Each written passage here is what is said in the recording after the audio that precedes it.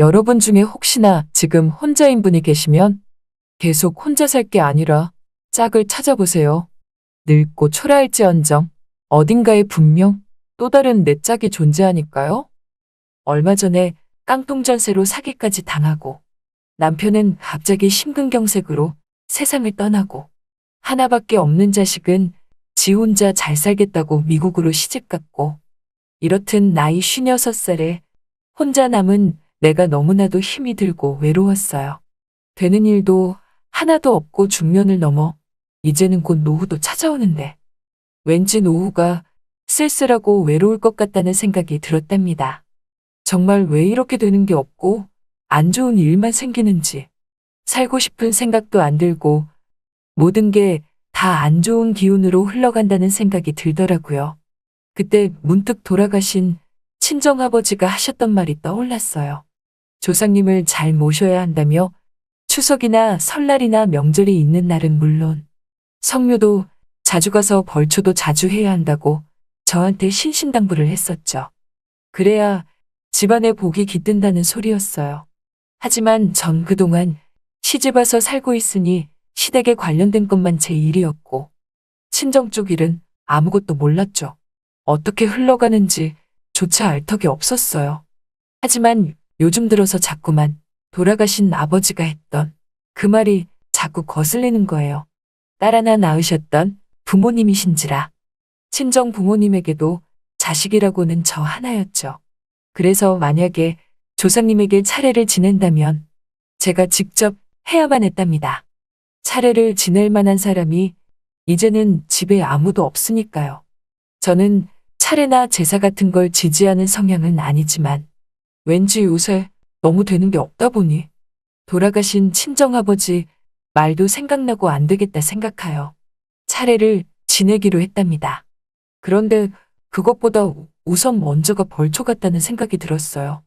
요즘 가을철이니 벌초를 빨리 해야 한다고 하더라고요. 그런데 조상님이라고 해봐야 누가 있는지? 조상님이 누군지는 자세히 모르겠지만 내가 시집 가기 전 아버지 따라서 산에 벌초하러 간 적이 몇 번 있었거든요. 정말 오래된 기억이지만 그래도 그 산에 가서 벌초라도 해드려야겠다는 생각이 들었어요. 솔직히 말하면 그 묘가 누구의 묘인지도 모른답니다.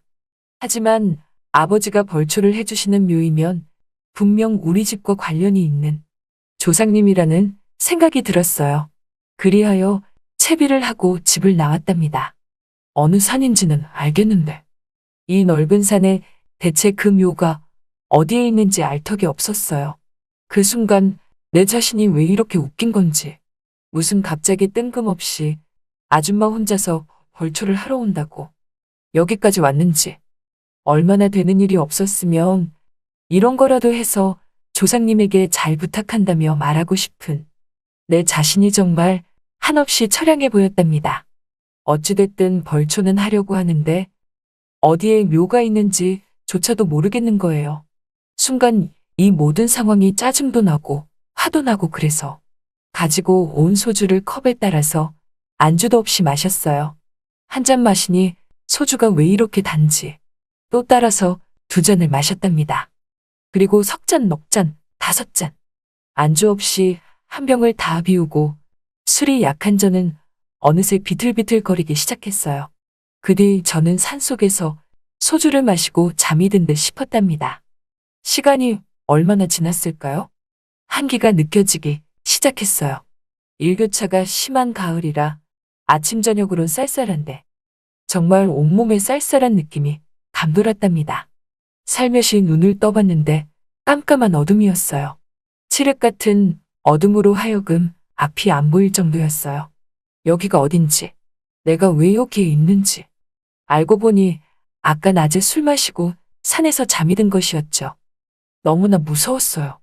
인적이 드문 산 속에 나 혼자 있다는 것도 무서웠고 한 치 앞도 안 보이니 길도 안 보이고 거기에 귓가에는 산짐승 소리도 들렸거든요. 그리고 꼭 뭔가 갑자기 튀어나와서 저를 잡아먹을 것 같은 느낌이 들었어요. 하지만 그래도 살아야 하기에 일단 이 산을 빠져나가야겠다는 생각으로 스마트폰 손전등 기능으로 산길을 비추면서 산을 내려갔답니다. 그런데 10분도 못 가서 휴대폰 배터리가 점점 떨어지는 거예요. 급기야 손전등 기능도 나가버리고 다시 또 어둠 속으로 저 혼자 고립되고 말았죠. 저는 울면서 조금씩 소리쳤어요. 도와달라고, 사람 있다고 소리쳤지만 들리는 소리는 산짐승 소리만 들릴 뿐. 어두워진 시간에 그것도 산속에 사람이 있을 리 만무했죠. 그때 생각난 게 119였는데 그래서 119에 전화를 해보려고 하는 순간 갑자기 어딘가에서 발자국 소리가 들리는 거예요. 저벅저벅 조금씩 조금씩 낙엽을 밟으며 내 곁으로 다가오는 발자국 소리가 들렸습니다. 저 발자국 소리가 사람 소린지 귀신 소린지 알 턱이 없었어요. 그 순간 환한 불빛이 저를 비췄고 그때 전 긴장이 풀리며 갑자기 정신을 잃고 쓰러졌어요. 그리고 다음 날이 찾아왔답니다. 눈을 떠보니 외딴 집안에 제가 누워있더라고요. 여러분이 지금 듣고 계신 채널은 바람난 사연 채널입니다. 일어나서 문을 열고 나가보니 수염을 잔뜩 기른 남자가 저보고 일어났냐고 말하지 뭐예요. 그래서 이게 어떻게 된 거냐고 하니까 산에서 소리가 들리길래 가봤더니 제가 쓰러져 있었다고 하더군요. 그래서 절 데리고 왔다고 했어요. 그런데 자세히 보니 제 옷이 이상하지 뭐예요. 순간 이상한 생각이 드는 거예요. 저는 수염을 잔뜩 기른 저 남자에게 다짜고짜 화를 내며 나한테 무슨 짓을 한 거냐고 따져 물으니까 그 사람이 제게 물에 빠진 사람 건져주니 보따리 내놓으라는 거냐며 그게 무슨 소리냐고 하더라고요. 그래서 제가 제 옷이 이상하다고 하니까 그건 댁사정이고 자기가 할 일 없어서 댁같이 나이 먹은 아줌마를 왜 탐하냐며 말도 없는 소리 할 거면 이제 그만 가라고 하지 뭐예요. 그 표정을 보니 정말 진심이 느껴졌어요. 제가 혼자서 오해했나 싶었죠. 그때 갑자기 배에서 꼬르륵 소리가 나지 않겠어요? 참 주책맞고 창피하게 꼬르륵 소리가 아주 크게 그 사람 앞에서 나더라고요. 그 사람은 꼬르륵 소리에 저를 힐끔 보더니 배고프면 밥 먹고 가던가 라고 하길래 저는 눈치를 보며 알았다고 밥 좀 달라고 하니까 그 남자가 마당 평상에 밥을 차려왔답니다. 반찬은 죄다 풀이었어요. 저는 그 반찬을 보고 고기 반찬은 없냐고 하니까 저보고 그 남자가 하는 말이 고기 반찬 없지만 맛은 있을 거라고 하더군요. 시장의 반찬이라고 일단 밥을 먹었는데 맨밥만 먹어도 왜 이렇게 맛있는지 집에서 혼자 밥 먹을 땐 입맛도 더럽게 없더니 이런 데 와서 먹으니 입맛이 살더라고요. 그도 그럴 것이 주위를 한번 둘러보니까 산이 다 보이는 곳에 집을 지어놔서 자연의 정기를 그대로 마시는 것은 물론 그냥 여기 평상에 앉아만 있어도 평화롭게 느껴졌답니다. 저는 밥을 먹으면서 그 사람에게 말을 시켰어요. 여기서 얼마나 살았냐고 하니까 오래 살았다고 하더라고요. 그럼 수염은 대체 얼마나 기른 거냐고 하니까 1년을 길렀다고 하지 뭐예요. 1년이나 길렀는데 아주 산신령이 따로 없더라고요. 이 남자 자세히 보니까 나이도 나랑 엇비슷해 보이는 게 뭔가 편한 느낌을 주더라고요. 그러면서 술병 하나를 가지고 오며 자기 혼자 술을 따라 마시더라고요. 제가 그건 뭐냐고 물으니 직접 담근 술인데 마시고 싶냐고 해서 한 잔 달라고 하니까 독하다며 꼭 마실 거냐고 다시 묻더라고요. 그래서 괜찮다고 한 잔 달라고 했는데 진짜 말 그대로 독한 게 한 잔만 마셨는데 취기가 확 오르더라고요. 그러면서 그 순간 저도 모르게 술이 취한 건지 수염 기른 이 자연인 같은 남자가 마음에 든 건지 주체할 수 없이 술김의 끼를 발산하기 시작했어요. 나이 56살에 말이죠.